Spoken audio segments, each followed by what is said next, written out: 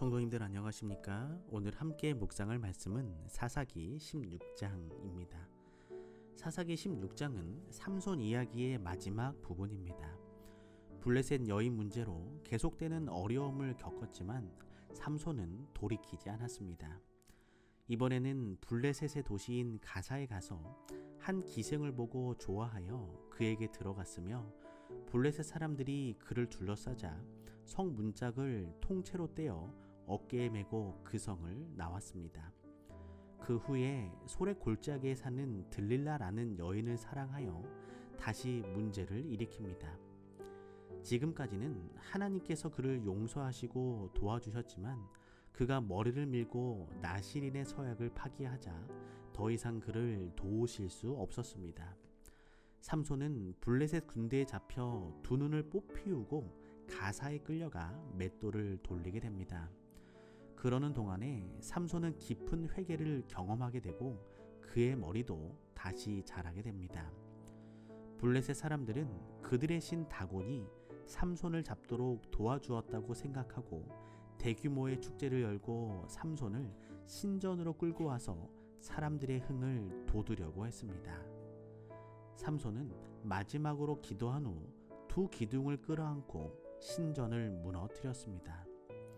삼손이 죽을 때에 죽인 자가 살아있을 때보다 죽인 자보다 더 많았다고 성경은 기록합니다. 수천 명의 블레셋인들과 함께 최후를 맞이하면서 삼손은 20년 동안의 사사의 역할을 마치게 됩니다. 사사기 16장 1절입니다.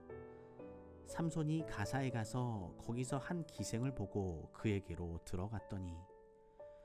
우리는 사사기에 등장하는 삼손이 왜 블레셋 여인들과 계속 얽히게 되고 실수를 거듭하는지 안타까우면서도 이해하기 쉽지 않습니다.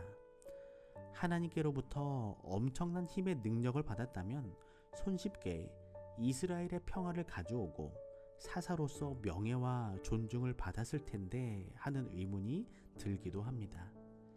아마도 백성들이 그를 따르지 않고 오히려 블레셋 편을 드는 동족들에 대한 배신감과 실망이 그를 그렇게 만들었을지도 모르겠습니다. 그리고 이스라엘 백성들은 너무나도 멀리 하나님을 떠나기 때문에 하나님께서 지명하신 사사가 나타났는데도 그를 따르지 않았습니다.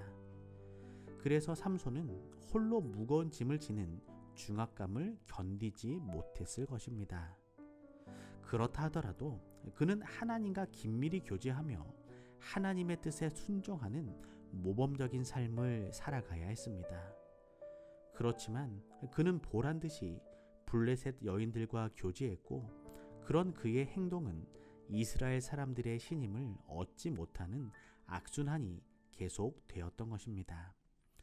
우리 그리스도인들도 하나님께 능력을 받았지만 여러 가지 이유로 교회에서 상처받고 실망하여 세상과 가까이 지낼지도 모르겠습니다.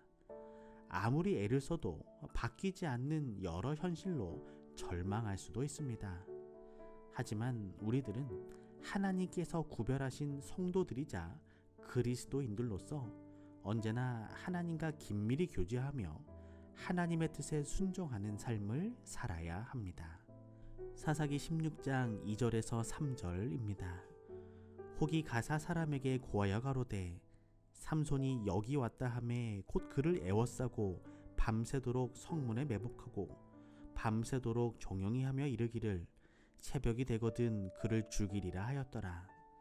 삼손이 밤중까지 누웠다가 그 밤중에 일어나 성문 짝들과 두 설주와 빗장을 빼어 그것을 모두 어깨에 메고 헤브론 앞산 꼭대기로 가니라.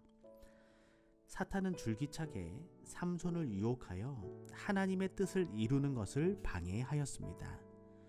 이방 여인의 매력에 약한 삼손의 약점을 사탄은 최대한으로 이용하였습니다. 사탄은 각 사람들에게 맞춤형 시험을 제공합니다. 재물에 약한 사람, 명예에 약한 사람, 허영심이 있는 사람, 이성 문제에 약한 사람에게 사탄의 적절한 시험이 이르러 옵니다. 사탄은 우리에게 뿔 달린 괴물로 나타나지 않습니다. 오히려 매혹적인 모습으로 혹은 광명한 천사의 모습으로 나타납니다. 오늘 우리 그리스도인의 삶이 하나님의 전신갑주를 취함으로 사탄의 유혹으로부터 승리하는 삶이 되기를 소망합니다. 사사기 16장 4절과 21절입니다. 이후에 삼손이 소래 골짜기에 들릴라라 이름하는 여인을 사랑하매 블레셋 사람이 그를 잡아 그 눈을 빼고 끌고 가사에 내려가 놋줄로 매고 그로 옥중에서 맷돌을 돌리게 하였더라. 삼손의 최후를 재촉하는 비극적인 사건이 소래 골짜기에서 벌어졌습니다. 삼손은 포도로 유명한 소래 골짜기에서 한 여인을 만나게 되었습니다. 삼손이 좋아했던 세 여인 중에서 들릴라의 경우만 이름이 나오고 삼손이 사랑했다고 처음으로 기록된 것을 보아서 삼손은 이 여인에게 단단히 빠졌던 것 같습니다. 블레셋 방백들은 드디어 삼손을 잡을 기회가 온 것을 알았습니다. 삼손이 도저히 인간의 힘이라고 볼 수 없는 괴력을 발휘했기 때문에 그가 그런 힘을 낼 수 있는 비밀이 있을 것이라고 그들은 추측했습니다. 그 비밀을 알아내는 조건으로 그들이 들릴라에게 제시한 보상금은 어마어마한 것이었습니다. 블레셋의 5방백이 각각 은 1100개씩을 내겠다고 했으니 도합 은 5500개가 주어지는 셈이었습니다. 그 제안을 거절하면 죽음이 기다리고 있을 터이니 들릴라로서는 견디기 힘든 시험이었을 것입니다. 들릴라가 울면서 그 비밀을 말해달라고 날마다 재촉하며 조르자 삼손은 번뇌하여 죽을 지경이 되었습니다. 삼손은 처음에는 거짓으로 대답해 주었습니다. 그러나 단계적으로 굴복하게 됩니다. 마르지 않은 푸른 칙 7으로 나를 결박하면, 쓰지 아니한 새 밧줄로 나를 결박하면, 머리털 7가닥을 배틀의 날실에 섞어 짜면, 마지막으로 만일 내 머리가 밀리면. 들릴라는 하나님을 믿지 않는 여인의 한계를 보여주고 있습니다. 우리가 배울 것은 유혹이 시작될 때 단호히 뿌리치고 거기서 떠나야 한다는 것입니다. 우물쭈물하면서 머물다 보면 결국 결정적인 실수를 하게 됩니다. 삼손도 번뇌하여 죽을 지경이 될 때까지 저항하였지만 들릴라 곁에 머물고 있는 한 이길 수 없었습니다. 요셉은 보디발의 아내가 날마다 유혹하였지만 단호히 뿌리치고 그 자리에서 떠났습니다.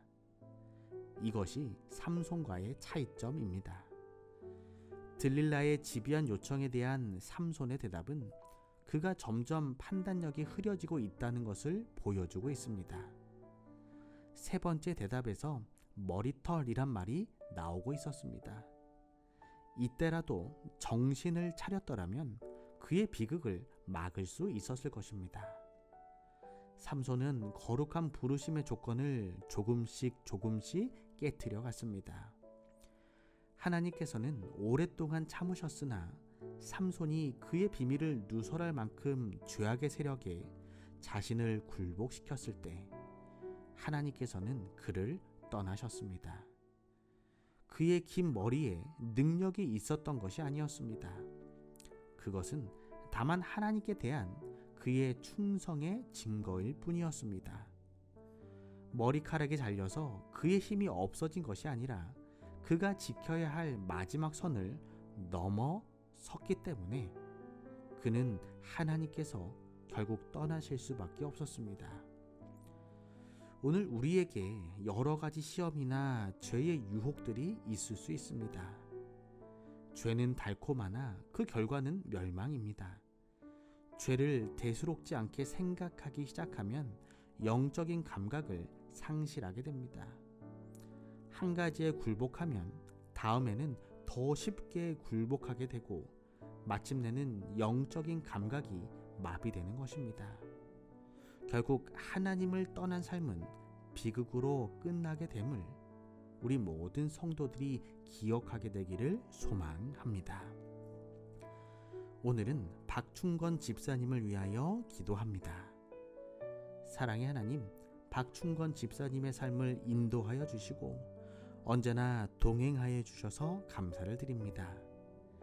이 세상의 유혹 속에서도 언제나 하나님의 진리의 말씀대로 살아가며 하나님의 것을 선택할 수 있는 믿음을 허락하여 주시옵소서.